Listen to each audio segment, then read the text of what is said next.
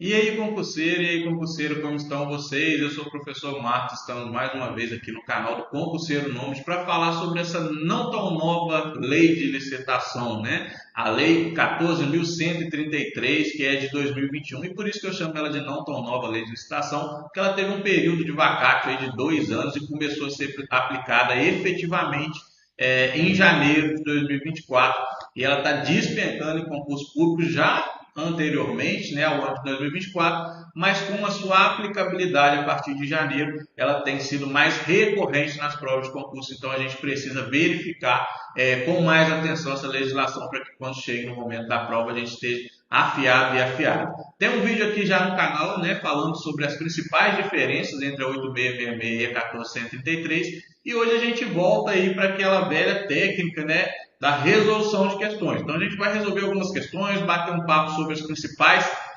questões que estão caindo nos concursos públicos. E é claro, se você tiver alguma dúvida, alguma coisa desse tipo, deixa aqui nos comentários que a gente vê a possibilidade de gravar mais vídeos sobre a 1433. Nos fale aqui também o que você está achando dessa nova lei, se você acha que é preciso trazer mais vídeos aqui, que a gente sempre está lendo aqui os comentários, na medida do possível, atendendo aquilo que é possível. Então vamos lá, né? Falar sobre a Lei 14.133, a nova lei de licitações, ou como eu gosto mais uma vez de frisar, não tão nova assim, lei de licitações. Então a gente vai resolvendo as questões e verificando os casos, né, que podem surgir na prova de vocês e aí com a ajuda da legislação fazendo a aplicabilidade aí no caso real. Eu já deixo para vocês mais uma vez, quem já é meu aluno aí há mais tempo sabe, meu aluno ou minha aluna há mais tempo sabe que eu falo da importância de ler a lei, né? A gente sabe que a letra seca da lei também é muito cobrada em concurso, então a gente faz esse estudo de caso, mas não deixe de fazer a leitura da lei também, tá? A nossa primeira questão aí vem na modalidade certo ou errado, CESP, né, que hoje é Sebrasca, adora cobrar. Algumas outras bancas também já estão cobrando aí nessa modalidade certo ou errado, então eu trouxe ela para a gente poder tirar um pouco das dúvidas de como está vindo nas provas certo ou errado. Tá? Então tá ali, direito administrativo, licitações e lei número 1433 de 2021. Julgue o item que se segue. A lei 1433 de 2021 abrange as administrações públicas diretas, autárquica, fundacional da União, Estado, Distrito Federal e Município, bem como os órgãos do Poder Legislativo e Judiciário, quando atuando em função administrativa e outras entidades controladas direta ou indiretamente pelo setor público. Perfeito, né, pessoal? Disse tudo aí, né? Todos os órgãos que precisam fazer licitação para poder contratar algum tipo de serviço ou aquisição de algum bem. Então são administração direta, indireta, autárquica, fundacional, tanto de União, Estado, Distrito Federal, município, Poder Judiciário, quando agindo na função administrativa, também precisa de processo licitatório, tanto para adquirir produtos, né, ou itens, quanto prestação de serviço. Então, ela disse ali exatamente a definição da legislação para quem precisa obrigatoriamente aplicar a Lei 14.133. Quando que essa lei não vai ser aplicada? Somente no setor privado. Quando é setor público, a gente vai obrigatoriamente ter que fazer a contratação por meio de alguma das modalidades que estão previstas na 14.133. Então, ela vai, a sua abrangência, ela engloba todos esses órgãos. Administração direta, indireta, autárquica, fundacional, das três esferas, né? E aí mais o Distrito Federal, União, Estado, municípios e o Distrito Federal, ou todos os órgãos que estejam ali atrelados de alguma forma ao poder público. Então, essa nossa questão ela está correta, ela traz a definição, né? Todos os órgãos públicos eles precisam de um processo prévio de licitação para alguma aquisição de bem ou para a contratação de uma prestação de serviço. Isso é muito tranquilo e vem despencando em prova, justamente porque às vezes deixa essa pulguinha atrás da orelha. Ah, mas a administração direta precisa.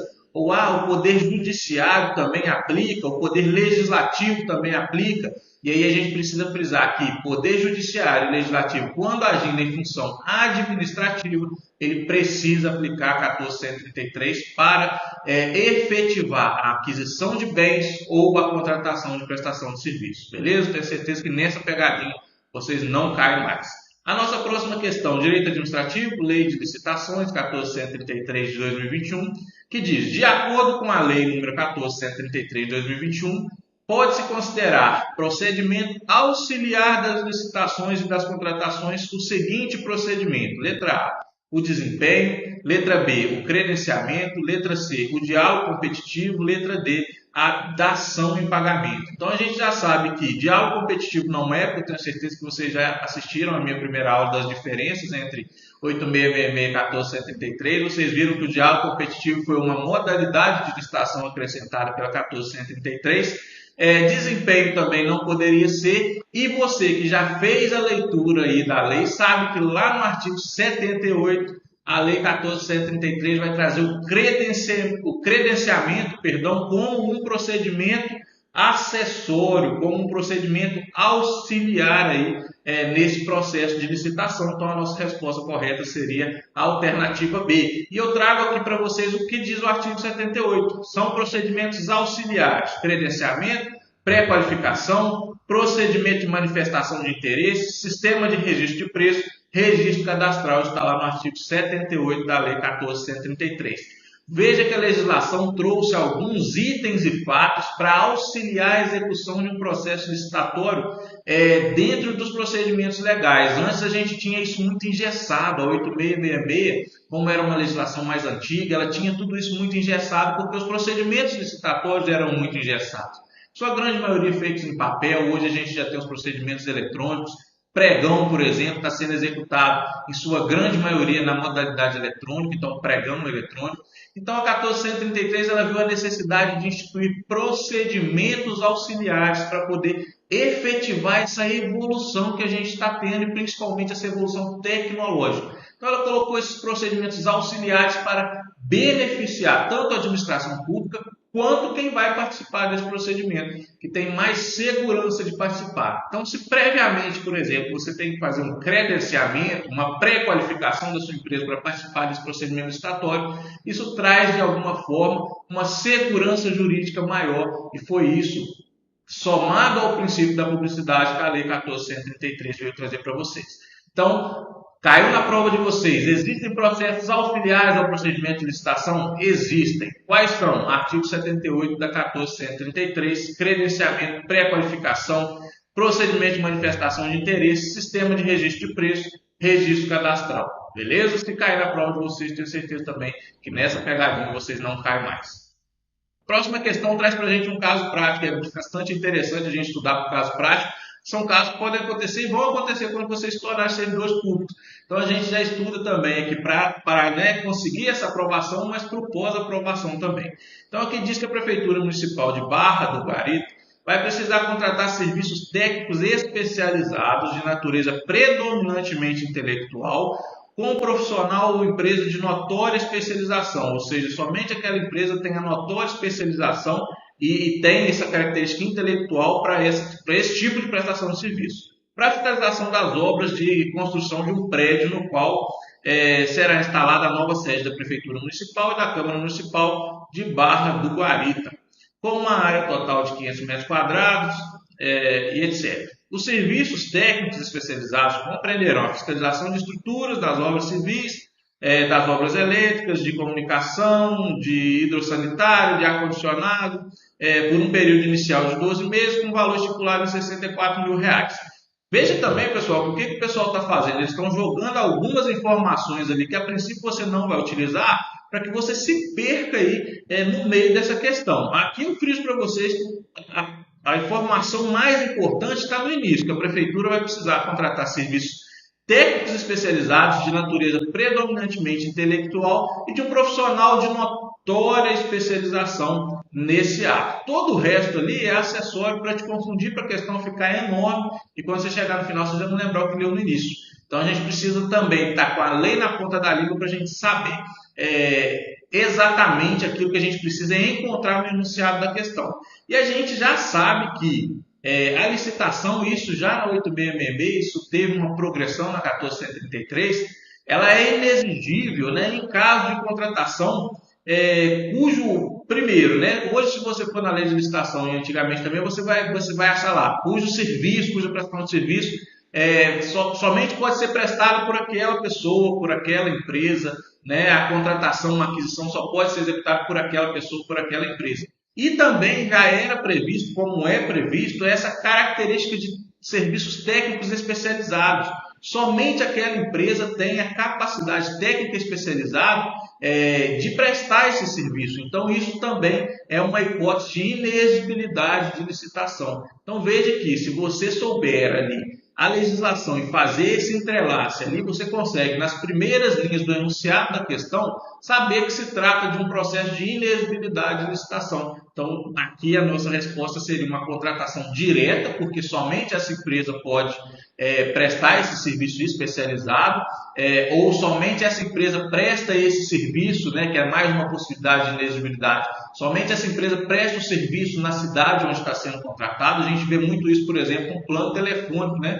Existem algumas cidades que só funciona uma operadora de telefone. Como que você vai instruir um processo de dispensa? Como que você vai instruir um processo licitatório? Sendo que você não vai ter concorrência, porque o sinal dessas outras operadoras não pega na sua cidade. Então você vai fazer o quê? Uma contratação direta por meio de inexigibilidade de licitação, nesse caso específico baseado no inciso 1º do artigo 74. Nesse outro caso que nós estamos analisando, né, que é o caso de serviços técnicos especializados, que se trata de um produto intelectual para acompanhamento dessa obra, e que essa empresa tem notória especialização na área, ou seja, ela é especializada nessa parte de acompanhamento, vai ser uma contratação direta por meio de inexigibilidade de licitação também. Então, seria, para a gente, a alternativa é a alternativa correta. E aí eu trago aqui para vocês o artigo 74. É inexigível a licitação quando inviável a competição, em especial nos casos de, ou seja, inviável a competição. O artigo 74, inciso 1º, ele vai falar para vocês que é inviável a competição quando somente uma empresa prestar aquele serviço ou for capaz de entregar aquele bem, que foi o caso que eu disse para vocês por dentro da operadora. Somente aquela operadora pega sinal naquela cidade. Então, é inviável, né? Não há a necessidade de se fazer licitação, porque é inviável a competição. Não tem nenhuma outra empresa que presta ali aquele serviço. Então, você pode contratar diretamente por meio de inexigibilidade. Mas no caso da questão, né, ele diz lá no inciso 3º, para a contratação dos seguintes serviços técnicos especializados de natureza predominantemente intelectual, com profissionais de uma empresa de notória especialização, vedada a elegibilidade para serviço de publicidade. É importante frisar, publicidade e divulgação não pode fazer inexigibilidade.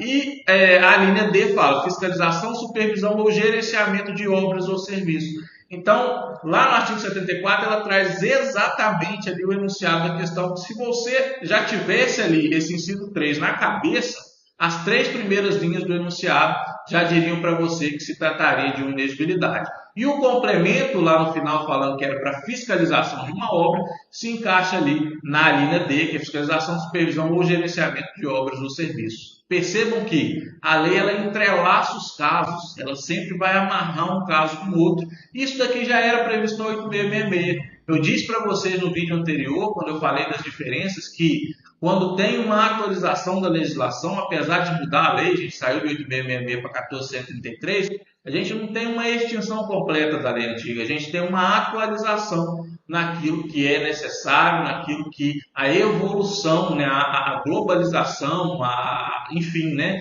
exige daquela legislação. Então isso daqui já era previsto de alguma forma na 8666 e ela veio com um upgrade aí na 1433, beleza? Então aqui para a gente seria a alternativa E, por se tratar de serviços, né, técnicos especializados de natureza intelectual, de fiscalização ou supervisão de obras, seria a alternativa E, tá? A nossa próxima questão diz o seguinte, né? Julgue os itens a seguir referentes ao direito administrativo. Nas licitações públicas, a participação de pessoa jurídica em consórcio depende de autorização expressa no edital do certame. A gente sempre sabe que tem aquelas palavrinhas no direito e quando você verifica, você tem que olhar com mais carinho. O depende, o somente, o somente se, tudo isso te deixa já com aquela luzinha ligada. E aqui o depende, ela vai fazer toda a diferença. Por quê? A 1433, pessoal, ela não diz que o consórcio não pode participar, né, que depende de uma autorização expressa ali do edital. É justamente o contrário. O que a lei estipula? Que se não tiver nada no edital vedando a participação, essa participação ela é legal. Então aqui fala que, né, a nossa questão está trazendo, nas licitações públicas a participação de pessoa jurídica em consórcio depende de autorização. E não, ela não depende de autorização. Para que ela não aconteça, isso tem que estar expressamente no edital vedando. Então, se não tiver nenhuma vedação, pode acontecer, ela não depende de nenhuma autorização especial no edital.